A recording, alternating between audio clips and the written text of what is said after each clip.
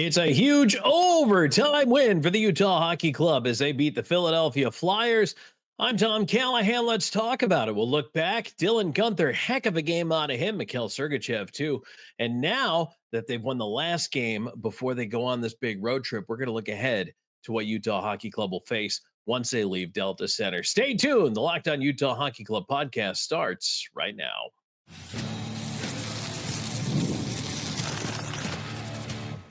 You are Locked On Utah Hockey Club, your daily podcast on the Utah Hockey Club, part of the Locked On Podcast Network, your team every day. Hello, everyone, and welcome into another edition of the Locked On Utah Hockey Club podcast. I am veteran NHL voice Tom Callahan, flying solo here. Robin's got the evening off, and we want to thank you for tuning us in here. It's a little post-game look back at the Philadelphia Flyers game, a huge overtime win for the Utah Hockey Club. Very exciting. We're going to talk about Dylan Guenther's performance tonight. We're going to talk about Mikhail Sergachev's performance tonight. Utah in general, offensively, defensively, did a lot of things really well. And then we're going to look ahead to what's next. The Four Nations tournament is coming. There's 4 road games in and around that. We're going to talk about that and what's left for the month of February here. So plenty for us to get to in this one. This show is brought to you by GameTime. Download the GameTime app, create an account, and use code LOCKEDONNHL for $20 off your first purchase. All right, well, let's get right into it here. What a thrilling game, I think, for the Utah Hockey Club. They did a couple of things really, really well here tonight, and made an interesting move. I'm going to take you back to morning skate when we got the news from head coach Andre Tourigny that he was going to, number one, have Gunther back in the lineup. That's huge. But number two, who was coming out? And the answer turned out to be Lawson Crouse. Now, maybe that's a surprise to you. Maybe it's not. Crouse had not been playing up to Lawson Crouse standards by his own admission, and obviously by the coach's decision, which is what Andre Tourigny said. Hey, this is a coach's decision, and he talked to Lawson about it, and Lawson accepted the responsibility for how he's been playing and not really performing up to snuff, and said, you know what, okay, yeah, I accept it. I'll take the seat in the press box here tonight. And I don't know how much of a wake-up call it is. I mean, Crouse is a player who knows what's expected of him. I don't think there's any surprise, any mystery there. He just hasn't been quite himself this year for whatever reason. So he takes a seat, and Philadelphia comes to town. And the Utah Hockey Club in this one, actually, it's kind of funny because the numbers I'm going to talk about right now didn't necessarily bode as well as it turned out that they did in the game. So one of the first things I want to look at is shots before we even get into the scoring, because 42 tonight for Utah, that's an awful lot. Double digits in each period. We don't often see that out of them. 5 in overtime. They got to 42 tonight. So Samuel Ersson made 39 saves, taking the loss. But here are the shots by period for Philadelphia. 10 in the first, so it was 12-10 Utah in the first. But then Philly only had 4 in the second and 5 in the third. So a good job by Utah in shutting them down. And obviously they tilted the ice the other way and they were getting their scoring chances. But listen to the way the scoring broke down. Again, 2 minutes into a game, Utah's behind. 2:02 this time.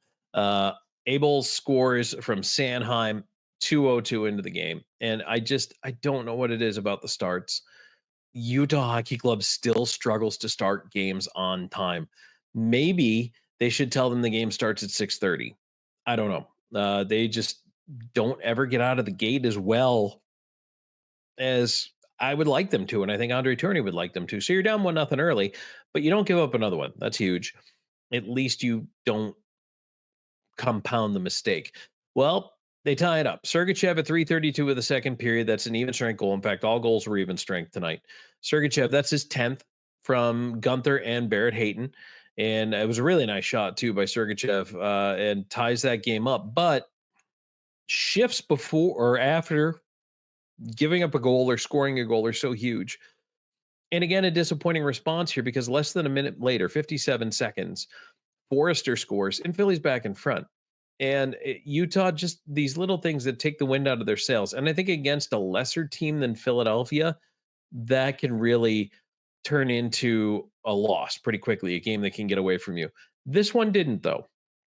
And I credit Utah for that. They get into the third, and that's where Dylan Guenther works some Dylan Guenther magic, his 17th from Hayton and Sergachev at 8:40.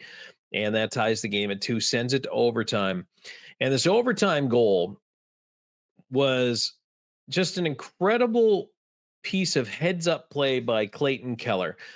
Keller went into the offensive zone, had the Philadelphia defenseman draped on him, could not get off the ice, was trying. And the defenseman rode him around the zone in a circle. Well, instead of making it to the blue line, instead, what Keller does is hop off the ice.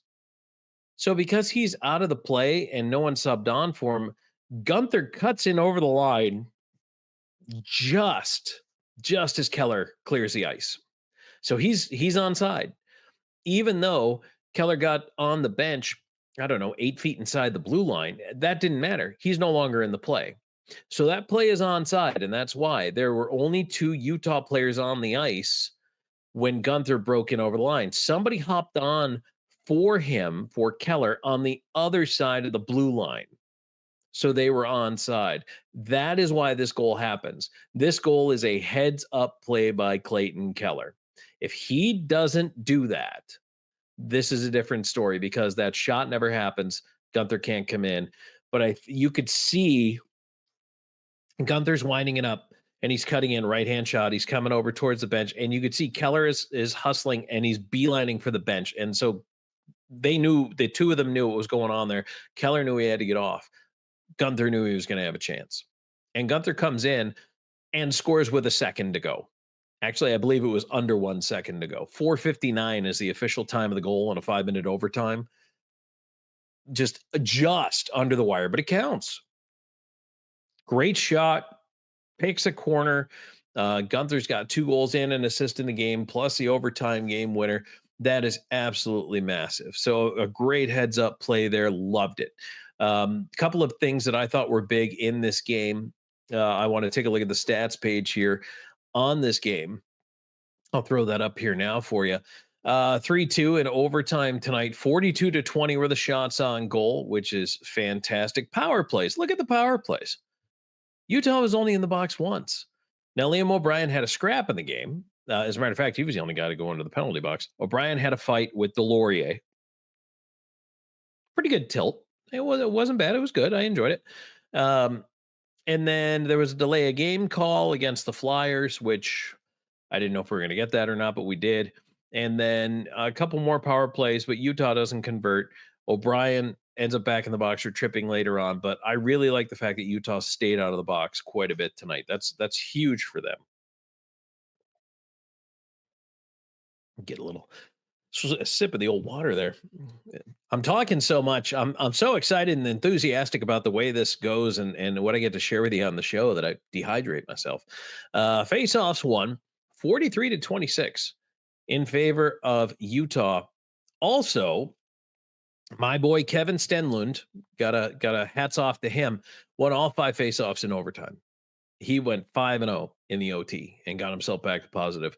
Giveaway takeaway was the same, 17-5. Hits 29-24.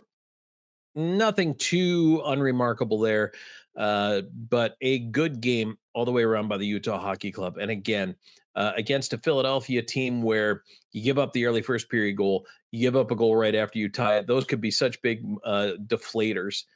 But to me, encouraging that they weren't. So that's a plus for Utah Hockey Club. All right, let's go ahead. I want to talk about the 3 stars of the game. We're going to do that. And Dylan Guenther's performance tonight, 2 goals and an assist. Sergachev with a goal and 2 assists. I'm going to try to see if we can hear from Gunther after the game here tonight. We'll see if we can get his post-game reaction. He's pretty excited with his on-the-bench interview afterwards and, very pumped up about the performance and obviously just pumped up about his return. But I tell you what, he's such an exciting and dynamic player. He's so much fun to watch. So, all right, stay tuned. We've got more coming your way here in just a moment. And today's show is brought to you in part by FanDuel. Super Bowl 59 is here. 1 game, Two teams, endless possibilities, and there's no better way to make every play more exciting than with FanDuel Sportsbook. Whether it's predicting the first touchdown, calling the MVP, or even betting on the coin toss, FanDuel makes it easy to get in on the action. With live betting all game long, you can adjust your bets as the game unfolds, so you can feel that thrill from kickoff to the final whistle. The live betting feature lets you stay motivated no matter what happens on the field, and the app is super easy to navigate. Plus, knowing that you can place a $5 bet and potentially win $200 in bonus bets for the Super Bowl, that's icing on the cake. Download the app or head to fanduel.com to get started. Bet just $5, and if you win, you'll score $200 in bonus bets. That's fanduel.com. Bet with FanDuel, official partner of Super Bowl 59.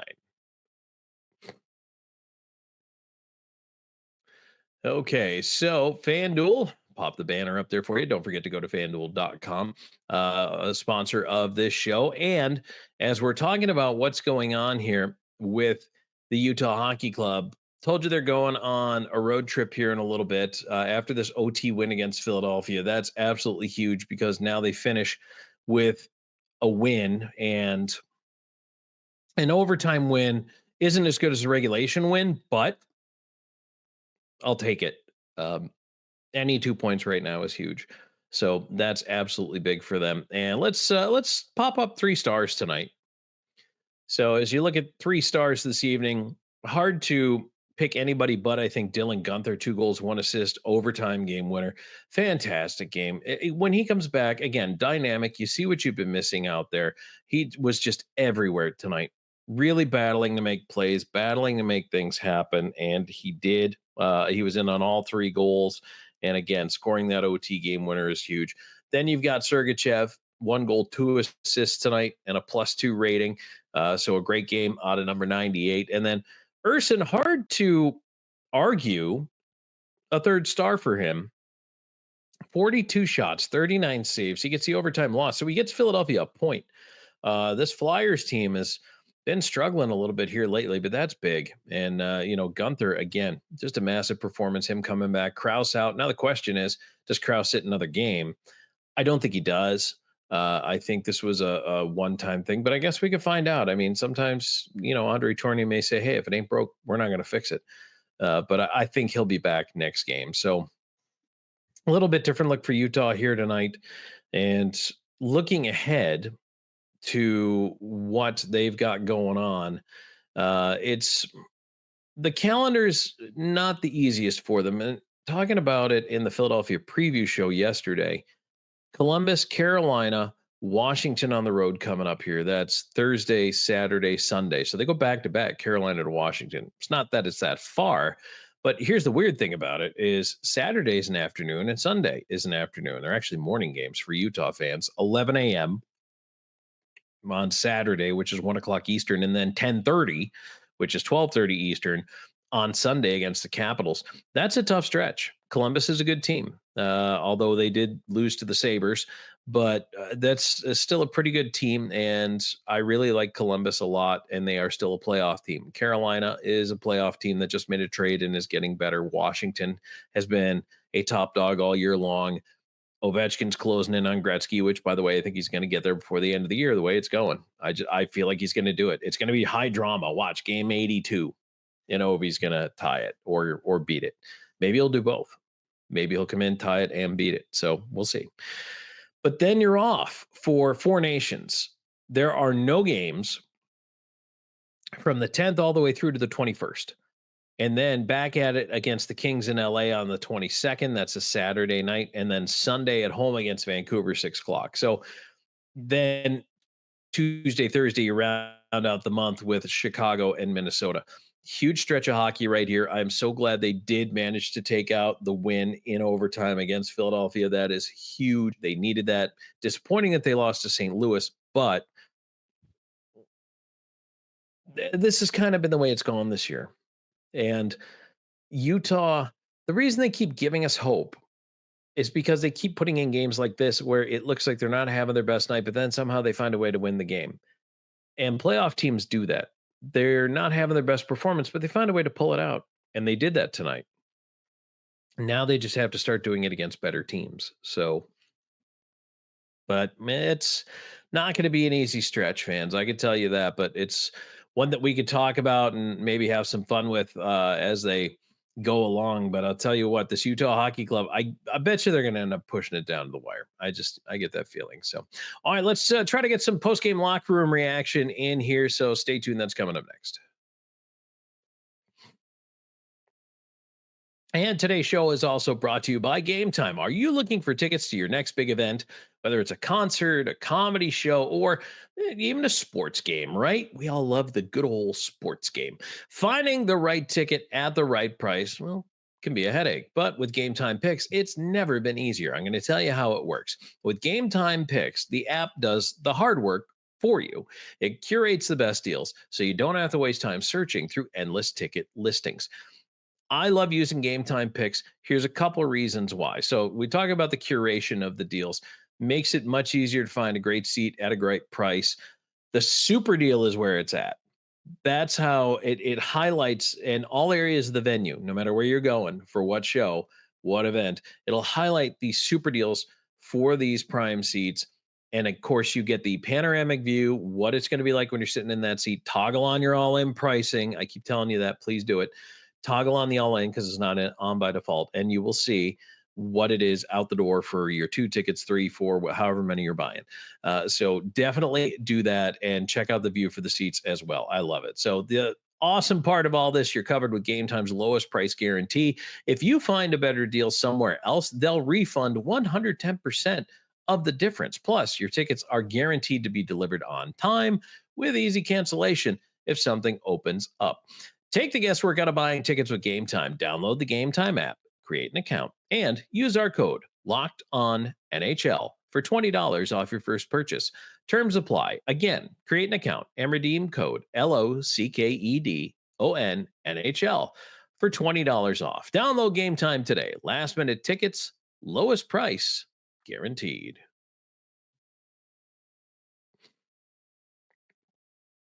All right, so Tom Callahan here with you. Hey, thanks for being here. We appreciate you being here. Hit that subscribe button if you haven't already.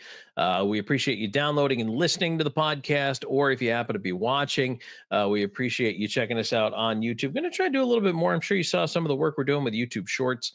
We're going to try to do that a little bit more. I was thinking about doing something, and I want to ask everyone's opinion on this and throw this in the comments. I was thinking about doing something like a 60-second post-game show. Doing it right after the game ends, just a quick 60-second blurb. Here's what happened. Here's how it went. Just tossing up on the shorts. I'm probably going to knock one up there and see how things start going here. Just your thoughts. Would you watch that? Do you have any interest in that? Would that be something you would catch maybe on your way home, on your way out of the venue? Just some real quick thoughts and opinions on the game. So leave me a note in the comments. Let me know. Let me know if that's something you would like. So, all right, let's get to some post-game locker room reaction. We've got head coach Andre Tourigny here coming up. So let's go ahead and have a listen to him. Dylan's return was very notable today. Did he encourage the guys to play with a lot of pace and speed tonight? No, I like Gunther a lot. I agree with you. He was really, really good. But I think it was a team effort. And I think, I mentioned that before. We were happy about a lot of our games, even if we didn't get the result. We were not happy about our game against St. Louis, and I loved the answer. Not just the score. Obviously, score is huge.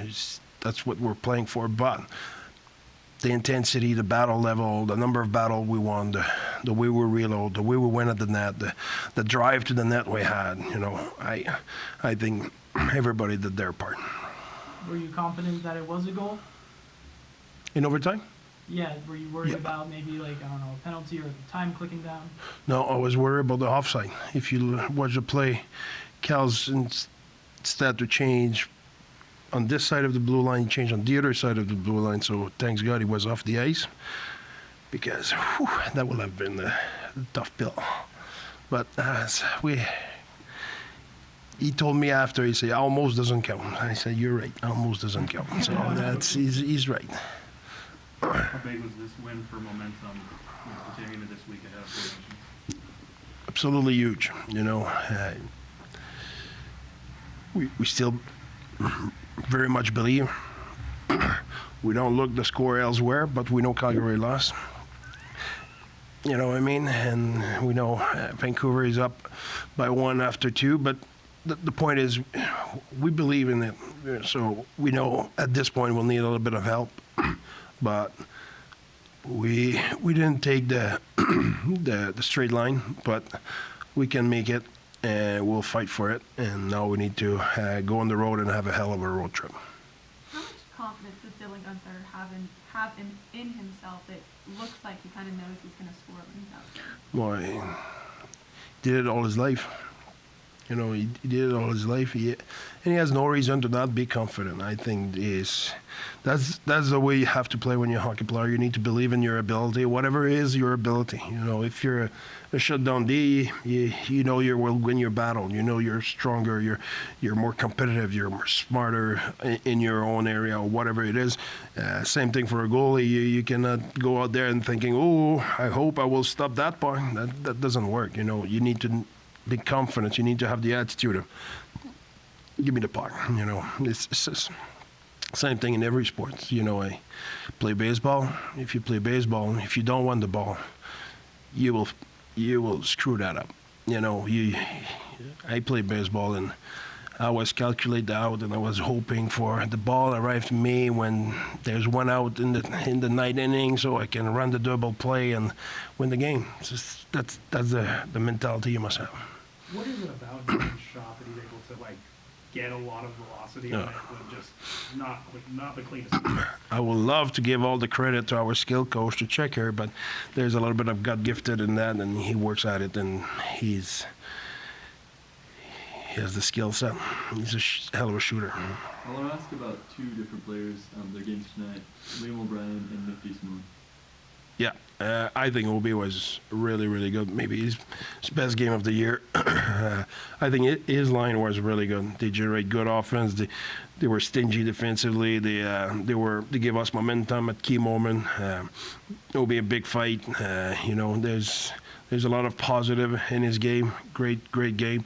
And Nick as well played with a lot of confidence. Made a lot of play, put pucks at the net. He was safe with the puck.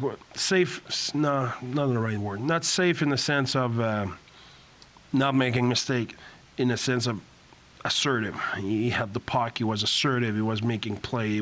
There were no doubt when the puck was on his stick, I knew it would be a good play. Obi had a lot of chances on offense tonight. Is that the kind of thing you want to see from him on a regular basis, or is this just kind of an outlier game for him? No, I won't say I don't want to see that, but it's not what we expect. You know, what do we expect is his energy, his physicality, his emotion. He's really structured guy, you know, for the inside of structure, inside the system.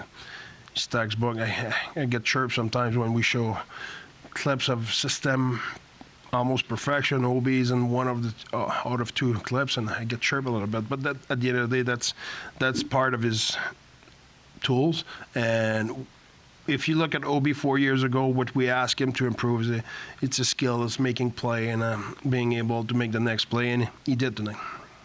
The OT pass backs to Vamelka, are those coach initiated and coach No. approved, or is that No, we talked. play? No, that's a good question, but no, that was in that situation. We talk about bringing the puck back, not giving possession, but we didn't talk about moving into the goalie.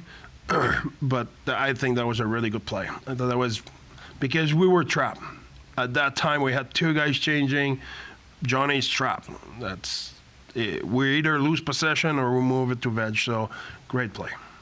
What did you tell the guys for that 30-second timeout? Breathe. They were tired. And I didn't want to go back with them. So, you know, that's the only thing I wanted. I wanted to calm the pace a little bit and give a chance to Sergei, Cass, and Gunther to be at their best. There's 30 seconds. There's no, or 40 seconds, whatever the seconds left.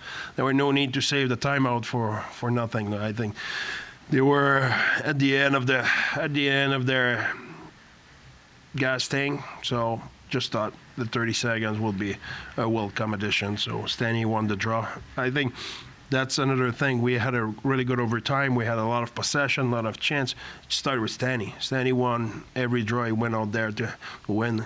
So you start with the puck at 3-on-3. That'll help a lot. How did you overcome the play of Samuel Learson tonight?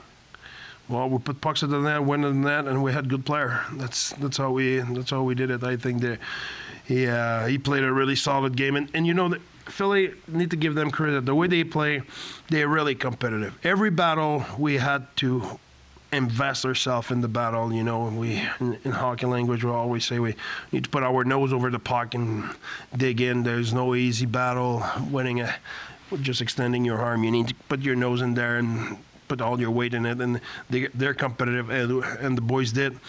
And from there, possession, pocket the net, a lot of drive. I really like our drive the net tonight. We crossing the blue line, we had drive the net, and that opened up the next play and give us an opportunity to make play. So when you make play, you feel better about yourself, but that started with the basic. You said you can put Barrett Hayton with anyone. He kind of makes that line better. Do you attribute him to Gunther's success tonight playing with him? Well, that line was elite. That line was really good. Karch was really good as well. I think that line was really good, and you said it. I think every time you put 8 somewhere, it works. I think you've said all 4 lines have been really good today. Yeah. Does that mean you're going to run it back next game with the same group? That's a good question. That's mean I will enjoy the night, and we'll talk to you tomorrow. First game in I think about a month with both Sergachev and Gunther in the lineup. Does it kind of make life a lot easier on you to have both those guys available? Oh yeah. That's having good player make the life easier of a coach. That's no doubt about it. Better your player, better you are as a coach. So I think that's easy. That's easy like that. I think having having more depth in the back end, the addition of Nick DeSimone it's huge. I think now we have really good defensemen who are not playing right now, who are not in the lineup. It's testimonial of the management, the work they did to improve our team, and as well having our 2 goalie help as well. Now you have a little bit more rest or a little bit of momentum in the net, and obviously up front when you have guys like Gunther and Donor who's with us now, that helped the depth in your team. Thanks, Coach. Thanks everyone.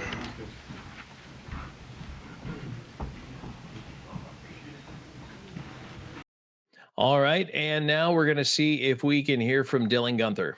Dylan, just what was going through your mind with seconds left in overtime and then seeing that puck go in? Yeah, just not a lot of time left. I was waiting for Kells to get off, and I saw it go in, and then I saw the clock was at 0, so I was just hoping I got off in time. Just 3 points tonight in your return. How good does it feel to produce on your first game back? Yeah, it feels good. I mean, it's tough getting into it, and I've never really gone through that before, so it's nice that kind of the work that you put in paid off, and just have to keep it rolling here and try to get some more wins. How much pressure does that final shot bring? Yeah, I mean, not a whole lot. It's not like other sports where it's kind of anticipated. The game's super fast and really nothing to lose, so just try to get through the D stick and win in. How much relief was there when you found out, hey, that one counted and we're going home with the win? It was nice. I was super tired, dog tired, but it's nice. I mean, we've been playing pretty well and haven't been able to win, so it's really nice to get the 2 points, and we got 3 more big games here too. First time you and Sergey have been on the ice together in about a month. You guys score, assist on each other. How nice is it to be back on the ice with him? Yeah, it's great. A rock back there, super valuable to our team, and a big game player, so it's great to be able to play with him. How confident were you that it was going to count when you saw it? I didn't even know. I was so tired. I was just like, please go in. And I had a big celly too, so I was like, hopefully it counts. Otherwise, that'd kind of suck. But it's nice. Does it feel like you ever left? I think in the first, just maybe a little bit, but no, I actually felt pretty good. I was still in pretty good shape too, so I worked hard over this break and was able to, come back in and help the team be successful. How would you describe the environment when that goal counted? Yeah, it was buzzing. The crowd was buzzing the whole game, even when they announced my name in the starting lineup. I think that feels really good as a player, and that makes you excited to play. It makes you excited to be here in Utah, and the support of the crowd helps us win games, so it's huge. New line mates with Peyton and Carconi today. Just why do you think that worked? I think we play fast. Carks brings a ton of speed. he's got really good skill. He can score, and Hates is just good everywhere. To be honest, he wins faceoffs. He's solid in both ends, and I thought we played pretty simple. We just got pucks to the net, and we got a few goals. The team has struggled to score the last few games, and then all of a sudden you jump back in and score 3 points. Does that give you bragging rights in the room? I don't think so. I think the scoring kind of comes in waves. Like, sometimes you play well and you shoot a lot and you just don't score. So hopefully, the floodgates start open for us and we bury some of those chances. A lot of shots by O'Brien tonight. We're giving him tips on the bench. You guys sit next to each other. What was going on? Just keep going, baby. Just doing the right things. When you get chances like that, you're doing something right. So, he was buzzing tonight, and Drew. I think when he was on the ice, we drew a lot of penalties, so he was a big part of that win. Before you left with your injury, it had been like an 8-game stretch that you hadn't gotten a goal. Yeah. How great is it that not only you return from injury, but you just knock off 2 goals immediately? Yeah, I think, like I said, they kind of come in bunches, and sometimes when you don't score for a while, and you're shooting lots, getting those looks are going to go in. So it was definitely in the back of my mind. Nice to jump out ahead, I guess. All right, so that's going to wrap it up for us here. A big 3-2 win in overtime over the Philadelphia Flyers, and just the shot in the arm I think they need going on the road here for 3 difficult games. Hopefully Robin will be back once again when we get around to doing our Columbus preview. Again, they're in Columbus, then Carolina and Washington to wrap it up before the Four Nations break. So when they do go to Four Nations, don't worry, we're going to be following Team Finland because, of course, Utah Hockey Club is sending 2 defensemen to Team Finland. We're going to cover that. We're going to cover the whole tournament. We're going to talk about it. Plus, we're going to get into some trade deadline speculation, take a look ahead at what's going on, and hopefully you guys are able to stay tuned for that. Again, please like and subscribe if you're. Give us the thumbs up because it does help us with the algorithm. It also helps you find more great hockey content in your personal algorithm as well. So we appreciate it. Thank you for the support. You can grab me on Blue Sky at Tom Talks. That's where I'm spending most of my online time these days. If you have a question for the show, throw it over, and we'll do our best to go ahead and answer that. So, all right, everybody, thanks for stopping by, and we will look forward to talking to you next time on the Locked On Utah Hockey Club podcast.